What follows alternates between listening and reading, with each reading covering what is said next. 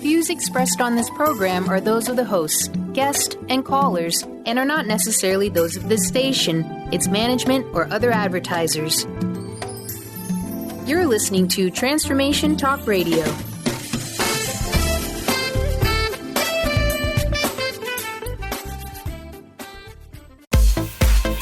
You know that moment when you realize you have mastered your wellness. When you've become so resilient, you can conquer any hiccup life throws you. Yeah, well, me either. But I still ride unicorns. I'll teach you how to become a mindset master. You will learn how your habits and behavior affect your success of nutrition, exercise, relationships, organization, and so much more. It's your reality, and you need to do it your way. Self-care and self-love are anything but selfish. Take charge. Get excited. If not now, then when? Grab your espresso and get ready to talk all things wellness. It's time for Coach, Couch, and Coffee Radio with Coach Peggy Willms right now.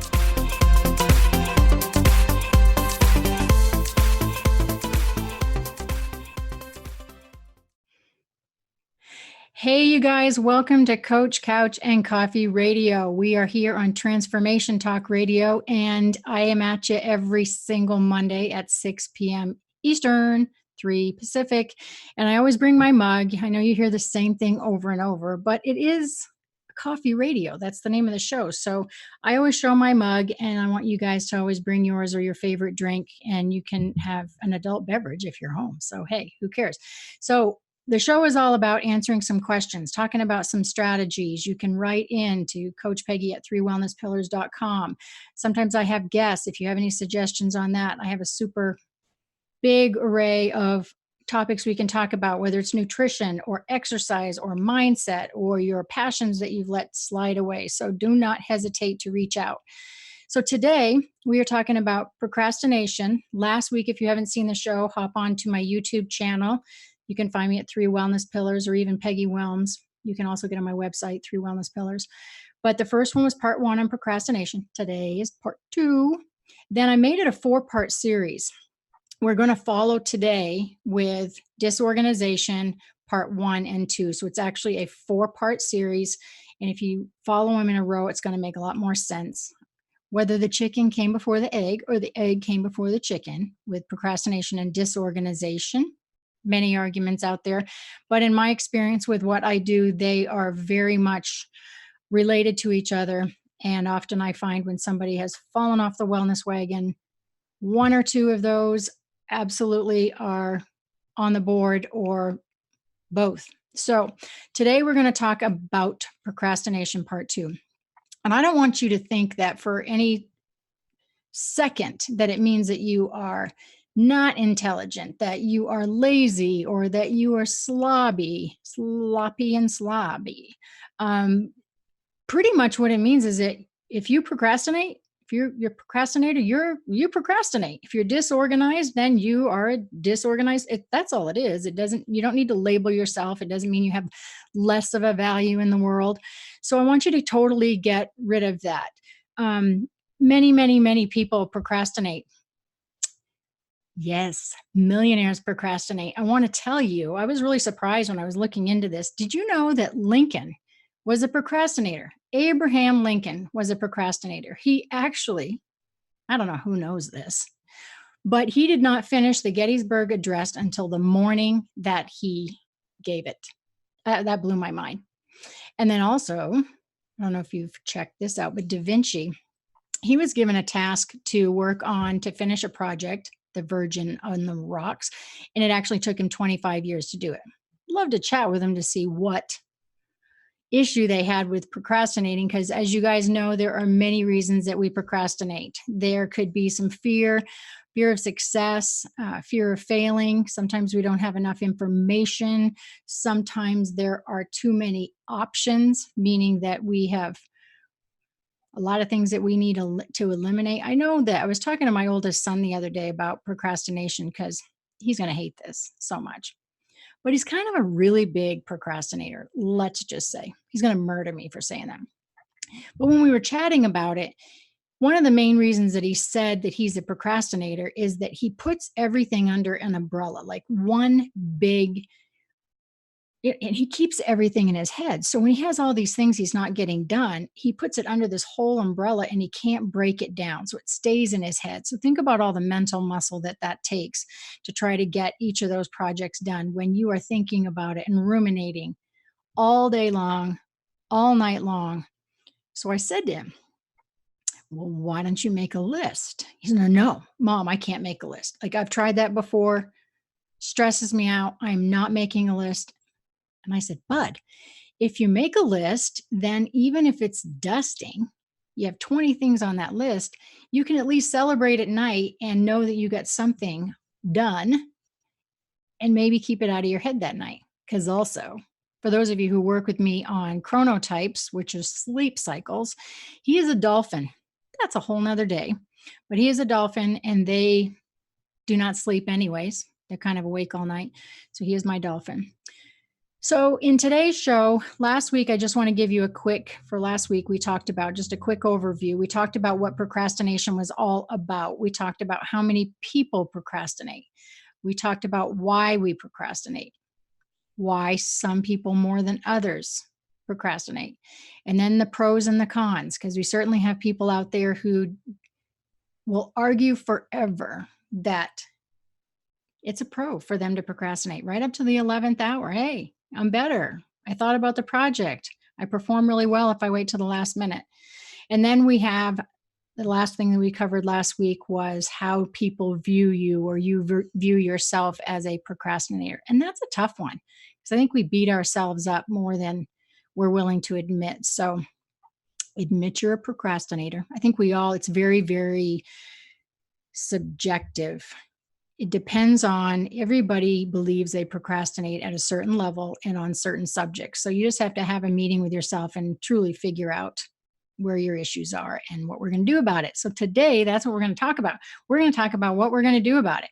You can't see my hands, but they are down here all shifting with excitement because I love to give you guys some tips. And then more importantly, I love to hear back about your comments and your certain, situations. And today, in our after party, which is when we chat, I often say we, because Kat sometimes comes on, my producer, or my other personalities show up. I don't know what it is, but in the after party, I heard some comments.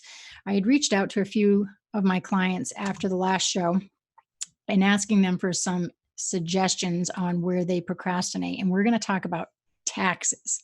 So you want to make sure that you stay after the party, after the 30-minute show, stay for the after party because we're going to chat about that. Okay, so tips about procrastinating and where we're going to start. So as you know, 3 wellness pillars. I was looking down and I was like looking at my mug. I always take a sip, right? I don't know if some of you guys know that I switched from coffee in the afternoon because I'm getting older and apparently coffee keeps you up at night. That would be me. I used to drink coffee until 9 o'clock at night and it didn't affect me, but apparently it is now. So I have actually water in my cup. All right. So 3 wellness pillars, 3. That's what my whole business, my whole product lines, my whole belief system is all about. I believe it's driven by nutrition first because nutrition is fuel, food is fuel. And I really think we got to kind of clean up our vessel in order to want to move more and make better decisions and all those types of things. So we look at nutrition first, and then we always look at exercise second, because it's really important to at least try to get up off the couch. Even if it's 2,000 steps a day, trying to get to 2,000 steps a day. And then it's mindset. And I've had some arguments with people on whether I should put mindset as the first pillar instead of nutrition and exercise. And I'm going to tell you why I don't. I look at all 3 of them together. I do marry them all 3 together, and there is a balance of all 3. But with mindset, the reason I put it last is that it's so huge. It affects nutrition and exercise and creativity and professional and personal and relationships. And so I actually bring into the wellness wheel, if you've seen that show, you can look on YouTube to find that show. In the wellness wheel sits nutrition and exercise. But the very first thing that you need to do with procrastination is to have a meeting, have a second meeting with yourself. And I want you to think about your mindset, because listen, guys, if you think you can't complete a project, or if you believe you're a procrastinator, you are. You nailed it. If you don't think it's going to become easier, if you think it's difficult, it is. You got it absolutely right. So the very first thing I need you to think about is your mindset and setting yourself up for success. I don't care if you're earning an Emmy by telling yourself a story, but if you think it's difficult, it will be. Yes, mindset is number one. The second thing, this I think is one of the hugest things, is prioritizing your projects. I don't think many people think about that. Is sometimes people ping. I call it wellness ADHD. They'll ping dependent on what is most important in the moment or that day or week. And when it comes to procrastination, there are so many projects people keep in their head or in their life that they lose priority in the big scheme of things because they bounce around within that day or that conversation on what's most important. So again, I'm a list maker, and I know most of you hate that, just like you hate logging foods. But if you can get it out of your head and get it on a piece of paper, it means something different. It means that you can, usually, once you get it out of your head on paper, it means it looks different. You can parse it out. So I'm just suggesting that if you can get it down on paper and try to prioritize what the urgencies are. Maybe you have a someday list. Maybe you have a maybe list. Maybe you have a today list. But take a look at it and prioritize the issues that you're procrastinating. Could be work. Could be the garage. I don't know. Could be opening the mail. Opening the mail is probably the biggest thing that I hear over and over. They don't open the mail. I'll do it later. I'll do it when I'm watching TV. I'll throw away the junk, tomorrow when I get the junk. So, all right, number 3, I want you to figure out the reasons that you're procrastinating. So, is the project, 2 things. So, I want to break this down. Are you procrastinating about it because you don't have the knowledge, meaning that in your head, you don't want to fix, say, the hose that comes out, I'm making this up, the hose that comes out of the washing or into the dryer. Can you tell that I have no idea what I'm doing? You got to replace that thingy-majiggy. And you don't have the knowledge to fix it. So not only do you know it needs to be done, you're procrastinating about it. You got to call somebody to talk about it. It could even be your dad, but you're putting it off because you don't have the knowledge to fix it. So that could be one of the big reasons that you're procrastinating. Or number 2, it could be emotion, which may not make sense to you, but there are a lot of emotions. There is fear, there is perfectionism, there is stress. Let's see, anxiety. What else do I want to pull out? Simply, you could be tired or exhausted, or you don't think that you can handle it until you recover from blank. I've got a cold, something like that. It could be another suggestion I have is name the sucker. Just figure out what the emotion is and go, I am fearful. Like my son said, it's overwhelming. I named it. I do not want to do this because my emotion is completely overwhelming and I don't know how to break it down. So name that reason. Number 3 is to figure out that reason that you procrastinate. Awesome. Okay. We're moving right along, aren't we? So what about options? I was thinking about this, an example I have with this. So I was given a directive from a mentor I'm working with, and that's a really nice name because I can't really say it on air. She's going to listen to this and know who she is. So this lovely mentor who's helping me get outside of my comfort zone and grow. That's a nice way to put it. I was told, if you want to speak more in public, Peggy, because it's been a while since you've done it, if you want these vast audiences and you want to get out there, what are you doing right now? Are you a part of the chamber? Are you talking at Toastmasters? What are you doing? Are you talking at the coffee shop? I'm like, no, I don't want to. I'll look into it next week. So for me, this next tip that I want to share with you is that there were too many options. I did some research. I needed to connect with why I was procrastinating. I had to find an emotion. I haven't been outside my house in 3 years in regards to big public speaking. And so for me, my named emotion was probably fear, a little bit of fear or the stress in organizing something like that.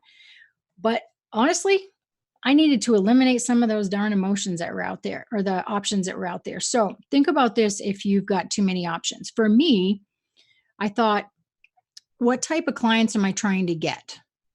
So I don't want to go speak somewhere that isn't pertinent to the type of clients or the type of business that I have. So I could pull that, cross some of those things off and start my research in a different area there. And then I'm like, who's going that I might know? Because that certainly makes it easier, doesn't it?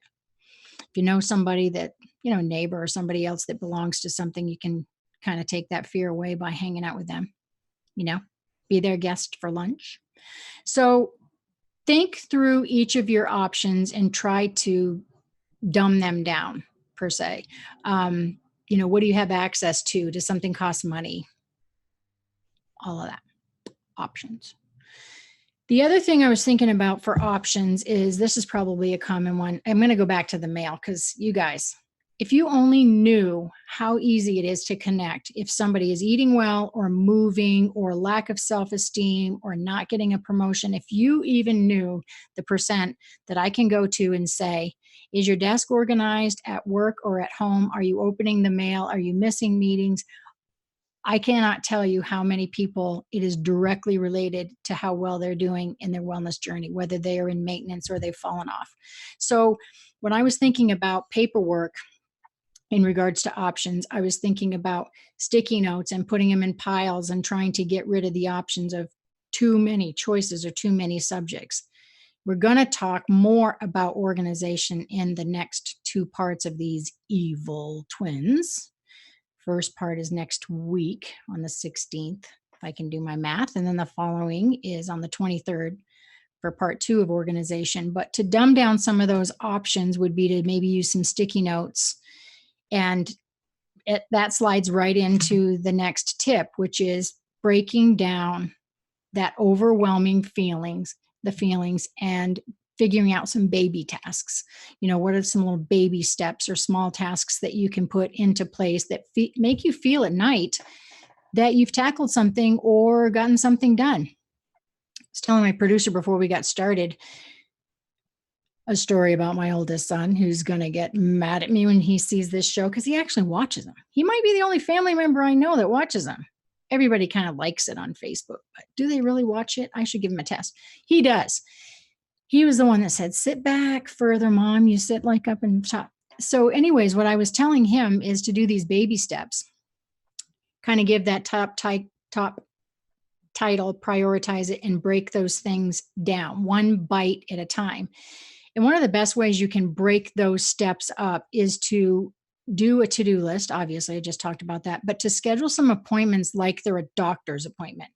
So if you were doing, we're going to talk in the after show again about taxes, but if you're breaking that down, say, for instance, you're talking about chores this week, you guys know you're going to go laundry, get the groceries, whatever. But if you can break them down, you can assign them to some people. Or like I was telling my son, even if you dust, the end of the day, the only thing on your 30 things on your list, you get done dusting, that is out of your head, man. I call him pal. It's out of your head, pal. So you want to make sure that you put in appointment times or something that you treat like a doctor, little steps along the way in your calendar so you can get some of this stuff done. Oh, is it drink time? Is it time to do a shot? Cheers. Today I'm a unicorn, shot of H2O. You betcha. Moving right along, procrastination tips. Number 6. We are going to talk about estimating the time it takes to do these topics, which is almost impossible to figure. That is so scary. And it's almost impossible for people to guess on some projects how long it's going to take. This is what I tell everybody. However long you think it's going to take, I want you to double it. For me, I triple it. Kat, are you there? Because I want to ask you this question. I'm here. So pop on and make sure the world can hear you today. I figured the sound out. Yep. Hey, okay. So I'm going to ask you, it's not a loaded question because I know you know the answer. So when I estimate my own projects and I'm telling everybody to double their time and I triple my time, what's the reason why you think I triple my time? We just talked. Well, I could guess from what my habits are. I always take longer on things than I think I will. And why do you? What's your reason? Because I'm unrealistic. And I always think if I make myself do it in an hour, I just will do it in an hour. That's a good one for me. So you set aside that time. Can you hear my friend back there? I'm baby dog sitting my Hazel. So Hazel is my oldest son's. Okay, what are we gonna do? She's protecting me. So she's gonna stay on the show. We'll see if she comes back. For me, I triple it because I'm a perfectionist. So I thought you would just go, oh, Coach Peggy, it's because you're perfect. So you know me pretty well. So now do you understand why I triple it? I think you told me that the other day on one of my shows. I was like, God, that show sucked. And you're like, oh, it's just because you're a perfectionist. Take your own advice. So, all right, I just wanted to see the time frame. Because that's really hard when somebody who's procrastinated, that's part of why they've put it off, because they really have no idea how long it's going to take, and it's overwhelming. So especially, I think that comes along with household chores, that something's broken or they need to call somebody to fix it. I know for me that can get put off. So do you have anything around the house that needs to be fixed you're putting off, Kat? Not me around the house, no. Oh, that's a nice way to put that out there. Okay, good. Instead of getting an argument, have him listen to the show. I know who you're talking about. Okay, the gutters are now a running joke. Okay, perfect. Oh, great. Here we go. Oh, the gutters. Yeah, that's true. Oh, awesome. Okay, you guys. So the next tip that I want you to think about is, many people right along this line, we're sliding right into it, is you need to ask for help sooner. And that does not mean that you're weak. But if you don't ask for help sooner, your job, your tasks that you need to be accomplishing as a procrastinator are probably affecting other people.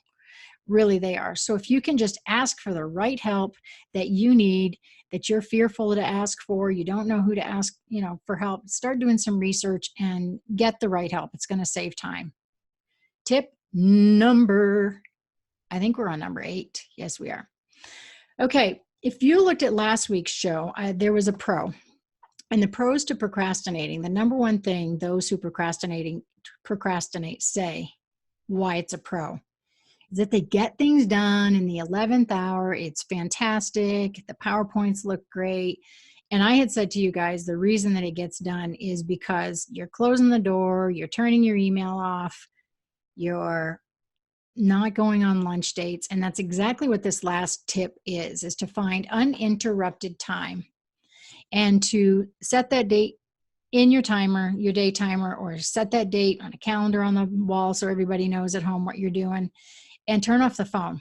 I'm not kidding. Turn off the phone, turn off the emails, turn off any other social media that you have, even turn off the TV. I have a huge running argument at home that, I work better with white noise. So I like to have music on or, TV sound low in the background. But the reality is you really need uninterrupted time if you're a procrastinator on that subject you keep putting off. So let everything go to voicemail. It's all going to be there when you get there. Get back to it. So the uninterrupted time, I tried this before. It did not work for me, but it might work for you guys, is to find a different location. Some people can do a really good job of, say, going to a coffee shop and putting in their earbuds and concentrating there because they're not at home and they actually get out of a location. Or if at work, they might go to a different room, a boardroom or something, to get away from their desk. So find a location, maybe even set the tone. Like I was talking about with music, if you find that you're a little bit better with that, then go ahead and set the mood. That's another option. Or find a bigger workspace.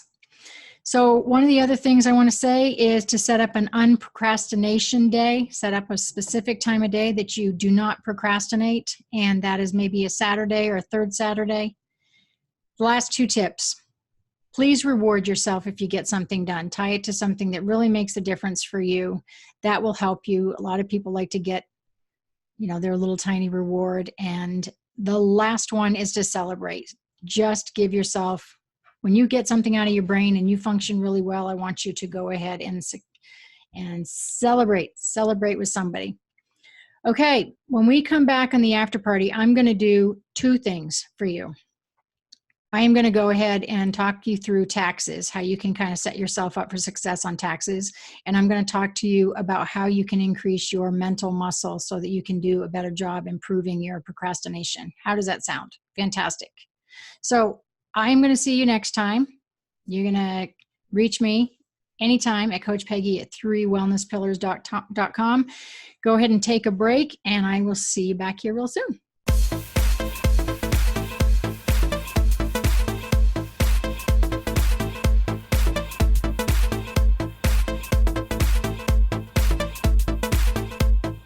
Okay, so if you guys want to watch the whole show that includes the after party, then hop on over to my YouTube channel. You can see it all there at 3wellnesspillars.com or at Peggy Willms. You can always find it there.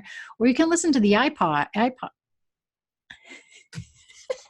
The iPod, that just aged me. Like, you can tell how old I am. You can listen to my iPod. You can listen to my podcast on 3wellnesspillars.com or find me on transformationtalkradio.com. You betcha. That's what you can do.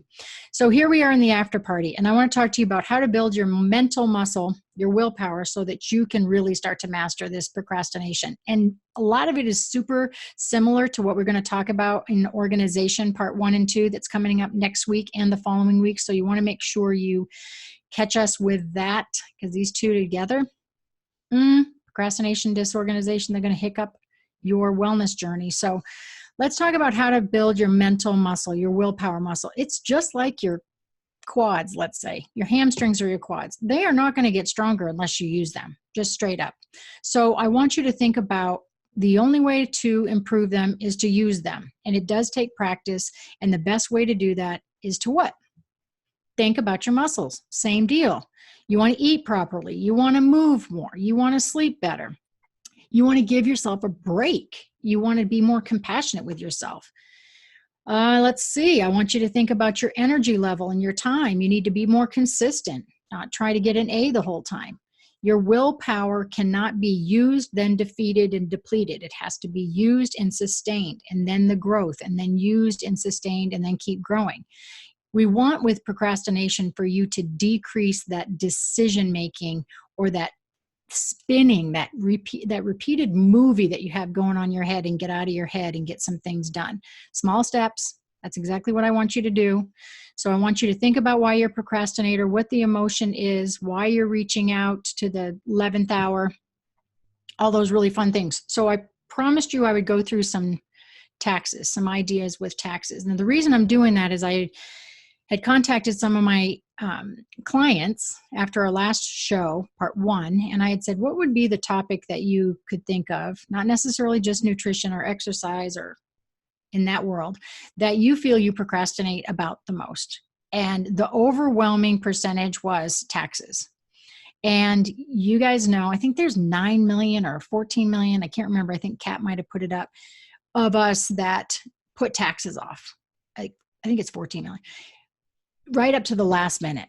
And, I don't know if you know, but businesses have to do it like a month early. So that really puts the crunch in. So I want to give you some tips on how you can not procrastinate as much, or you can stay a little bit more organized when it comes to your taxes. So the first thing that you can do is just use those alarm systems. You have to do it. It's the law. If you don't do it, it's going to cost you more money. The phone's going to ring. You're going to get something in the mail. It's going to increase your anxiety and stress. You're going to not answer the phone, but it's a lot worse than a bill from the doctor. They're coming after you. So you have to get it done. You know that. So set some alarms on your calendar, in your phone, whatever works. December 31st, drop dead date, and do something differently. You've got to set up your appointment with your accountant. Set up an appointment with yourself. If you're not waiting for just that W-2 to do your own taxes, if you're waiting for a lot of other things, you have to seek out the people. You have to find out what is missing and get that information. The other thing that kind of helps is to do those piles. So it's taxes. You get everything out, create your location, your mood, your workspace. You get the piles going, use your sticky notes. And do I need to ask somebody else out for help? Ask somebody for help, seek more information. Do I need to reduce my options? Do I need to find some forms or print some forms to help me? The good thing is there are a lot of checklists online. And if you've had an accountant the year before, this should not be a shock. If they're a really good accountant, they should have sent you some sort of requirements or checklists over the years that, you could actually use. Wouldn't that be amazing? So don't avoid this sucker. Just get those things out, set your time up, get your location, use your labels, use your piles along the way, call who you need to get help or what's missing. And then if you're the 11th hour person, use that same mentality that you would do to wait till the 11th hour, but do it earlier. So set up that unprocrastination day that we talked about, and set aside a weekend, set aside a weeknight, and build that time in and protect it. You're going to turn off your phone, turn off social media, and it could be the first week of January and you've never done that before. I know many of you have to wait. Many companies or even employers don't have to give you the W-2 until the end of January. There's a lot of things you can get organized prior to then. You know it. You can do that. Get your questions out, write down those questions, figure out who you need to talk to. And the biggest thing, I got to tell you, this was a big one for me this last year. Take that darn thing to the post office yourself. Get the receipt, take copies of everything, because I had to prove there was a document that I turned in to prove I was a business, and I mailed it and I sent it in and I had copies of it and it was signed, did everything I was supposed to do. And I'm telling you right now, if I did not have that receipt that I took it to the post office and signed, I probably would have had to pay the fine. I mean, what are you going to prove? How are you going to prove that? Was there everything that I mailed in? But how are you going to prove that you actually did that? So please, please, please, one of the tips is to take it in personally, get the receipt and insure it, go that extra mile. And then guess what you get to do that nobody does? Celebrate, reward yourself. Heck, go get a massage. I don't care what you do. Go out on date night. But this is an example, taking a subject all the way through of the same steps to stop procrastinating and kind of stay organized. That's going to throw us into next week's subject. 2 more parts. Disorganization. We're going to come back here. Yes, we are, Peggy.